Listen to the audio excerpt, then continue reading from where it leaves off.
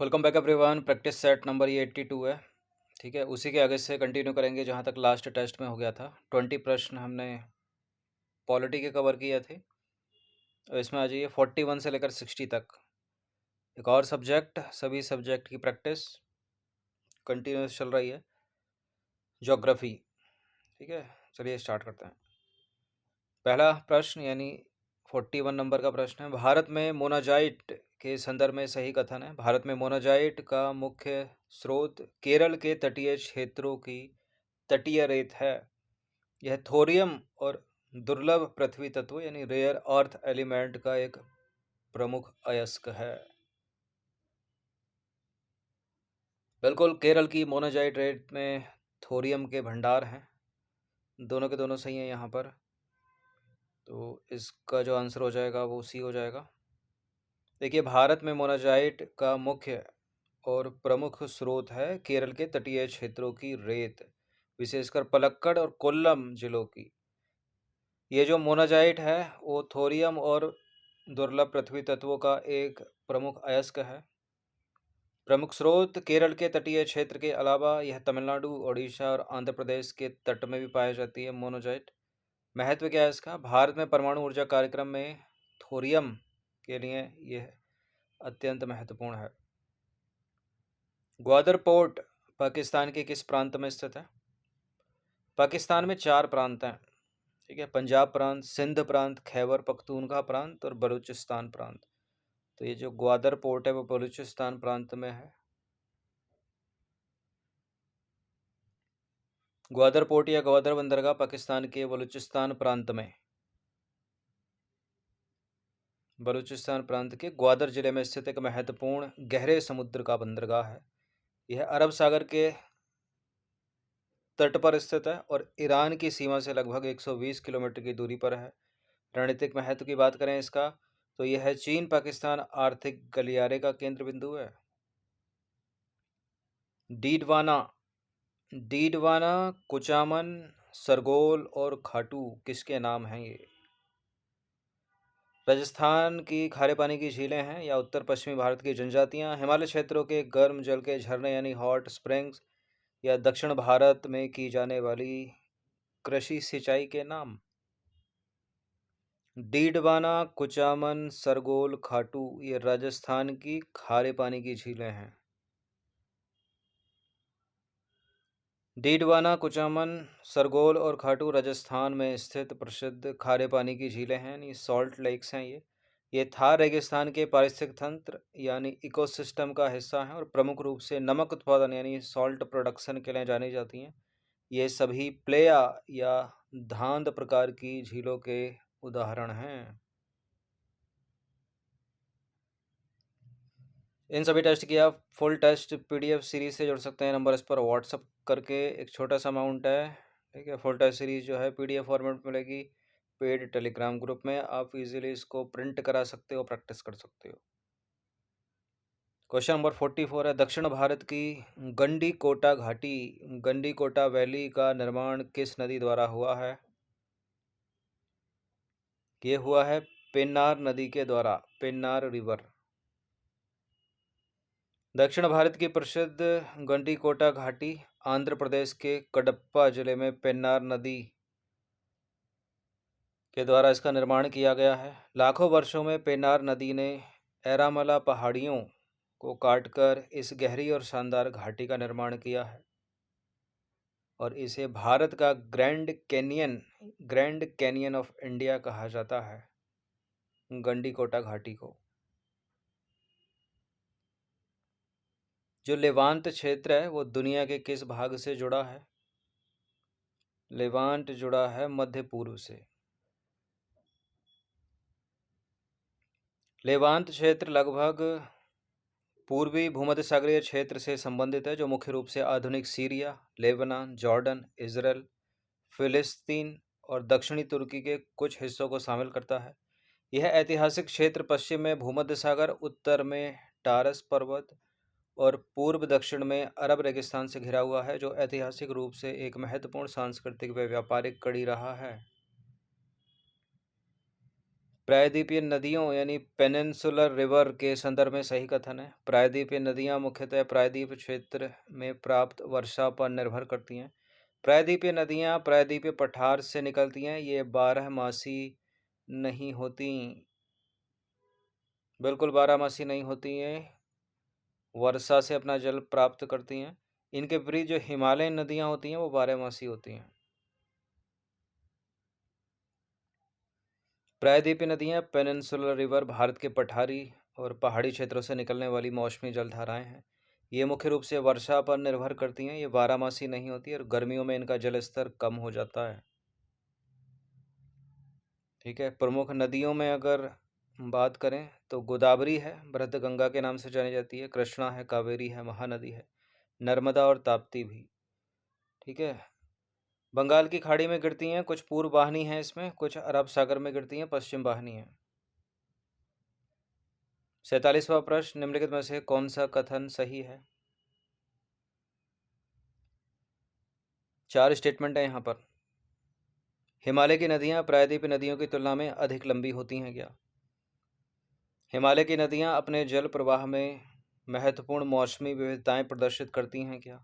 प्रायद्वीपीय नदियों में पूरे वर्ष भर अपेक्षाकृत अधिक स्थिर प्रवाह रहता है। शुष्क मौसम में भी वे मध्यम जल प्रवाह बना रखती हैं क्या? मध्यम जल प्रवाह बनाए रखती हैं क्या? और चौथा है, हिमालय की नदियाँ पहाड़ी भूभाग के कारण तीव्र प्रवाह वाली हैं।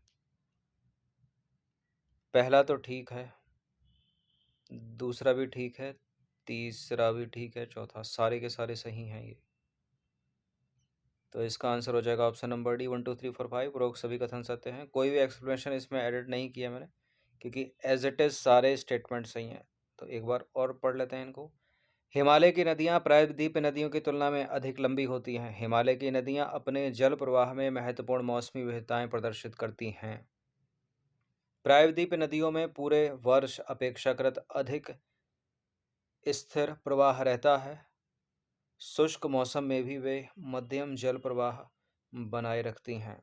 हिमालय की नदियाँ पहाड़ी भूभाग के कारण तीव्र प्रवाह वाली हैं।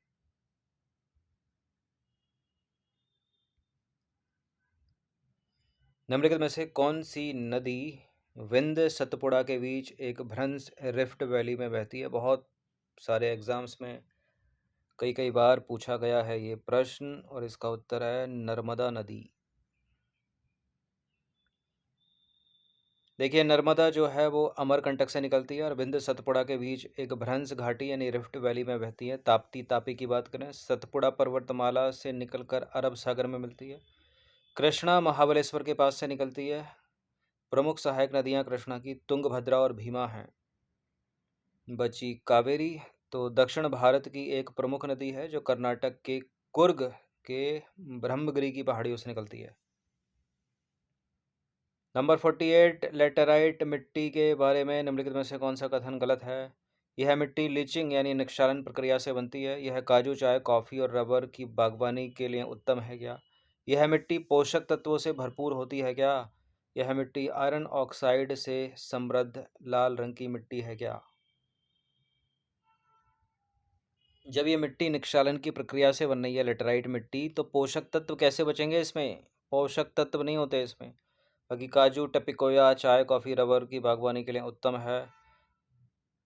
और लेटेराइट मिट्टी आयरन ऑक्साइड से समृद्ध लाल रंग की मिट्टी है। सी हो जाएगा अपना आंसर, जो गलत है। लेटेराइट मिट्टी उच्च तापमान और भारी वर्षा वाले उष्णकटिबंधीय क्षेत्रों में विकसित होने वाली आयरन ऑक्साइड से समृद्ध लाल रंग की मिट्टी है। यह लीचिंग यानी निक्षालन प्रक्रिया से बनती है जिसमें पोषक तत्व बह जाते हैं। यह मिट्टी ईंट जैसी कठोर होती है और काजू, चाय, कॉफ़ी, रबर की बागवानी के लिए उत्तम है।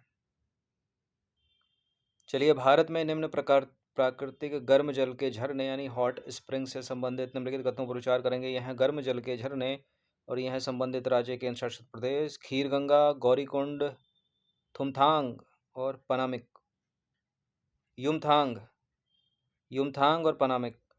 खीरगंगा हिमाचल प्रदेश, गौरीकुंड मिलेगा उत्तराखंड से, युमथांग सिक्किम से और पनामिक लद्दाख से।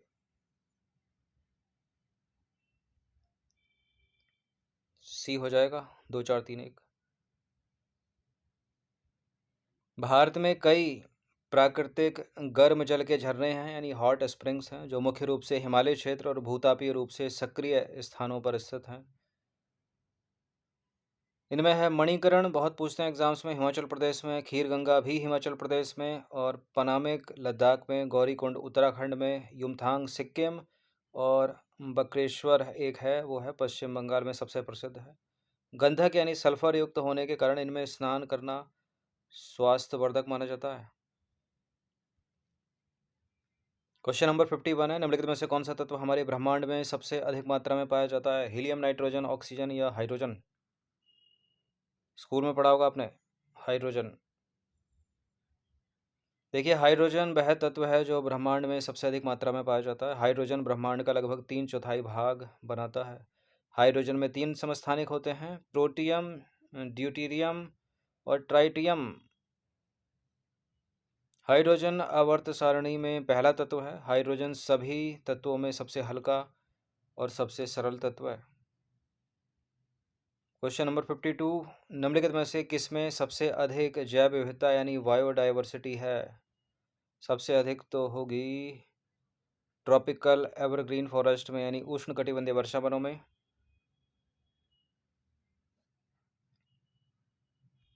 उष्णकटिबंधीय वर्षा वन यानी ट्रॉपिकल रेन फॉरेस्ट पृथ्वी पर सबसे अधिक समृद्ध पारिस्थितिक तंत्र हैं, जो पौधों, जानवरों, कवक और सूक्ष्म जीवों की लाखों प्रजातियों के साथ उच्चतम जैव विविधता का मेजबान करते हैं। वे पृथ्वी की सतह का लगभग 6 से 7% भाग कवर करते हैं, लेकिन विश्व स्तर पर आधी से अधिक प्रजातियों का घर हैं। उष्णकटिबंधीय वर्षा वनों की विशेषता गर्म तापमान, उच्च आर्द्रता यानी हाई ह्यूमिडिटी और पूरे वर्ष लगातार वर्षा, जो विविध वनस्पतियों और जीवों के लिए आदर्श परिस्थितियां मानी जाती हैं। ये गर्म तापमान, उच्च आर्द्रता और पूरे वर्ष लगातार वर्षा। अब इस प्रश्न को कोई ऐसे पूछ ले तो, विश्व में सर्वाधिक जैव विविधता है विषुवत-रेखीय वनों में। ठीक है, हमारी सुंदर सी पृथ्वी 20 से एक रेखा खींचो तो 0 डिग्री, ऊपर का हो गया उत्तरी गोलार्ध, नीचे का दक्षिणी गोलार्ध। ठीक है, एक रेखा यहाँ पर भी है, ये सब काल्पनिक रेखाएं हैं, अक्षांश रेखाएं। ये है 23.5 डिग्री उत्तरी अक्षांश रेखा यानी कर्क रेखा है ये। और दक्षिणी गोलार्ध में चले जाओ तो यहाँ पर भी एक 23.5 डिग्री दक्षिणी अक्षांश है, ये मकर रेखा है। अंग्रेजी में ट्रॉपिक ऑफ कैप्रिकॉन है, ट्रॉपिक ऑफ कैंसर है, और ये दक्षिण गोलार्ध में ट्रॉपिक ऑफ कैप्रिकॉन, और ये बीच वाली है इक्वेटर लाइन। तो इस इक्वेटर लाइन के 0 डिग्री से लेकर 5 डिग्री 10 डिग्री तक चले जाओ, यहीं पाए जाते हैं ये विषुवत-रेखीय वन। ठीक है, 5 डिग्री से 10 डिग्री के बीच में विषुवत-रेखीय वन यानी इक्वेटोरियल फॉरेस्ट या सदाबहार वन भी इनको बोला जाता है। भूमध्य रेखा के दोनों ओर पाए जाते हैं, 5 डिग्री से 10 डिग्री। ठीक है, उत्तरी गोलार्ध में भी और दक्षिणी गोलार्ध में भी, दोनों तरफ पाए जाते हैं ये।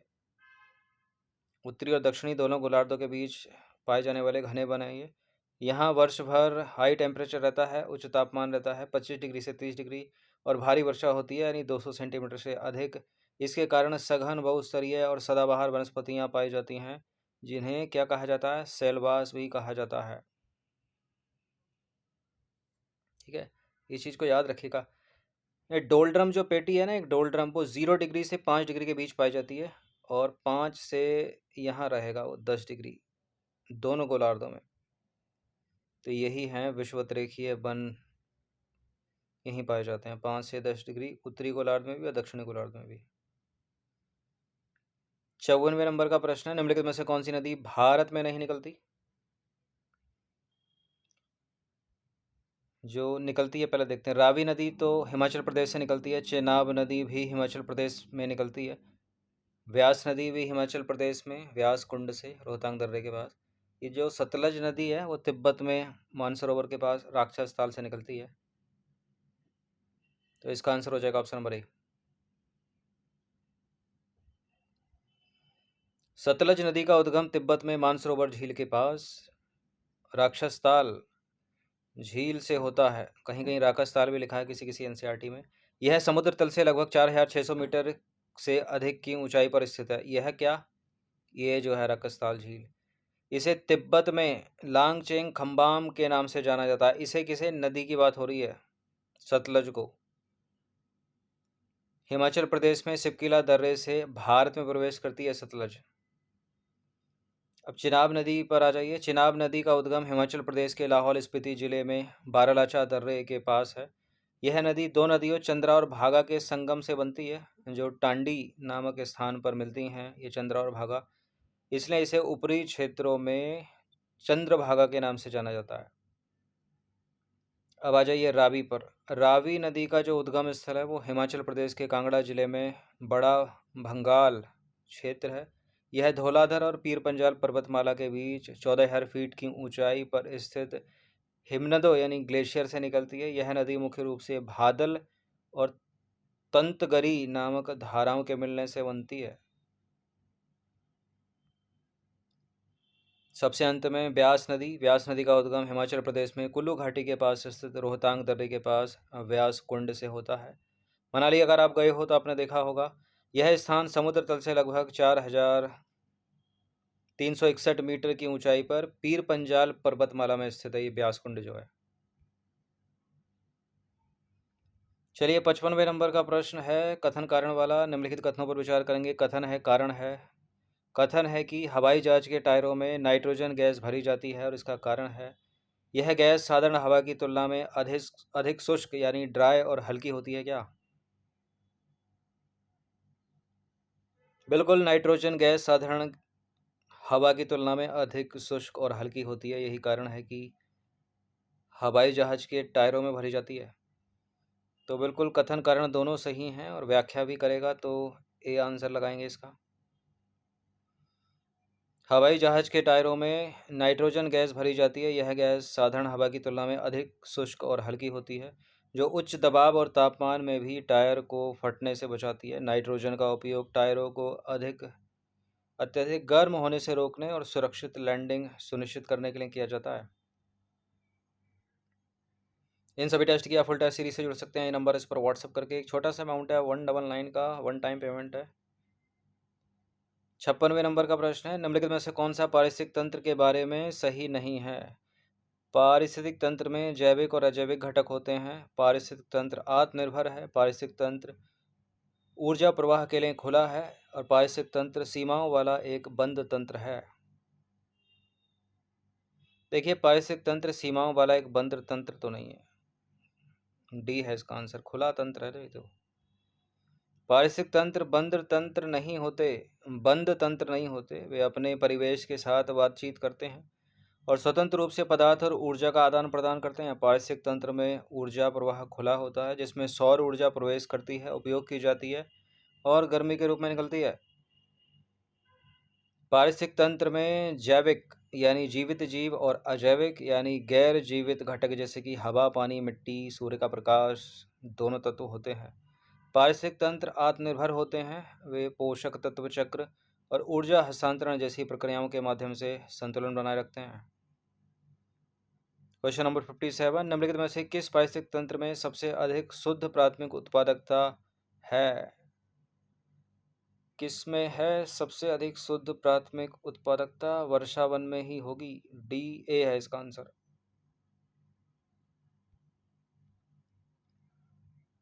देखिए, पृथ्वी पर सबसे अधिक प्राथमिक उत्पादकता वाले पारिस्थितिक तंत्र उष्णकटिबंधीय वर्षा वन यानी ट्रॉपिकल रेन फॉरेस्ट हैं। ये क्षेत्र गर्म, नम और वर्ष भर घनी वनस्पति के कारण बहुत अधिक मात्रा में प्रकाश संश्लेषण करते हैं, जिससे प्रति वर्ग मीटर में सबसे अधिक जैविक पदार्थ या जैव भार या बायोमास पैदा होता है। स्थलीय अगर लैंड में पूछ ले तो उष्णकटिबंधीय वर्षा वन, और जलीय में पूछ ले वाटर में तो जलीय पारिस्थितिक तंत्र में प्रवाल भित्तियां यानी कोरल रीफ्स और एस्चुरीज यानी ज्वारंतमुख सर्वाधिक उत्पादकता रखते हैं। बिल्कुल पीसीएस लेवल के चल रहे हैं प्रश्न सारे। निम्नलिखित में से कौन सा पारिस्थितिक तंत्र एकमात्र ऐसा है जो सौर ऊर्जा पर नहीं पनपता? समुद्री जीव, पादप प्लवक, गहरे समुद्र में जल तापीय पारिस्थितिक तंत्र या नाइट्रोजन स्थिरीकरण करने वाले जीवाणु? इनमें से कौन सा पारिस्थितिक तंत्र एकमात्र ऐसा पारिस्थितिक तंत्र है जो सौर ऊर्जा पर नहीं पनपता? देखिए, जो गहरे समुद्र में जलीय तापीय पारिस्थितिक तंत्र है वहां तक सनलाइट तो पहुंच ही नहीं पाती, तो यही होगा इसका आंसर। हाइड्रोथर्मल पारिस्थितिक तंत्र गहरे समुद्र 1000 मीटर प्लस गहराई में स्थित अद्वितीय पारिस्थितिक तंत्र है जो प्रकाश की अनुपस्थिति में भी पनपते हैं। ये भूतापीय ऊर्जा से संचालित होते हैं यानी जियोथर्मल एनर्जी से, जहाँ वेंट यानी दरारों से खनिज युक्त गर्म पानी निकलता है। यहाँ बैक्टीरिया रसायन संश्लेषण द्वारा अकार्बनिक रसायनों से ऊर्जा बनाकर जीवन का आधार बनते हैं। चलिए 59वें नंबर का प्रश्न है, सेकंड लास्ट प्रश्न है ये, काउंटिंग में 19वें नंबर का होगा। निम्नलिखित में से कौन फसलों में रोग का कारण बन सकते हैं? कवक यानी फंगस, जीवाणु यानी बैक्टीरिया, विषाणु यानी वायरस। कौन कौन है जो फसलों में रोग का कारण बन सकते हैं? कवक है, फंगस, जीवाणु, बैक्टीरिया भी है, पहला दूसरा हो गया, वायरस भी तो है, 1 2 3 डी सभी।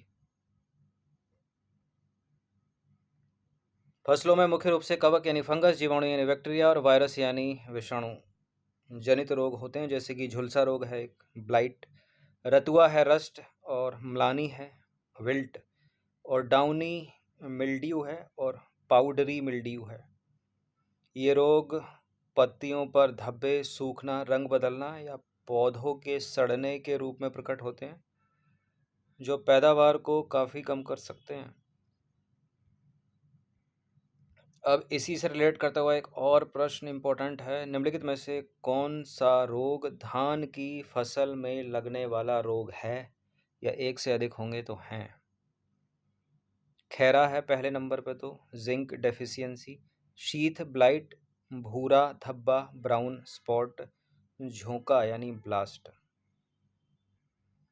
धान की फसल में लगने वाला रोग है ब्लास्ट यानी झोंका। खैरा भी है, जिंक डेफिशिएंसी, शीथ ब्लाइट भी है, और ब्राउन स्पॉट भी है, भूरा धब्बा, सारे के सारे हैं। 1 2 3 4 डी हो गया इसका आंसर। देखिए, धान की फसल में झोंका यानी ब्लास्ट, जीवाणु झुलसा यानी बीएलबी, भूरा धब्बा ब्राउन स्पॉट, शीथ ब्लाइट और खैरा यानी जिंक डेफिशिएंसी प्रमुख है। ये सारे रोग पैदावार को 40 से 60% तक घटा सकते हैं। धान की पैदावार को इन रोगों की रोकथाम के लिए कार्बेंडाजिम और स्ट्रेप्टोसाइक्लिन या प्रोपिकोनाजोल जैसे कवकनाशी या जीवाणुनाशी का उचित समय पर छिड़काव आवश्यक है। तो 20 प्रश्न ये इंपॉर्टेंट प्रैक्टिस कर लीजिएगा इनकी, ठीक है। और नेक्स्ट टेस्ट में 61 to 80 फिर 80 to 100 में और सब्जेक्ट उठाएंगे। तो इस तरह से सभी सब्जेक्ट की प्रैक्टिस साथ साथ चल रही है।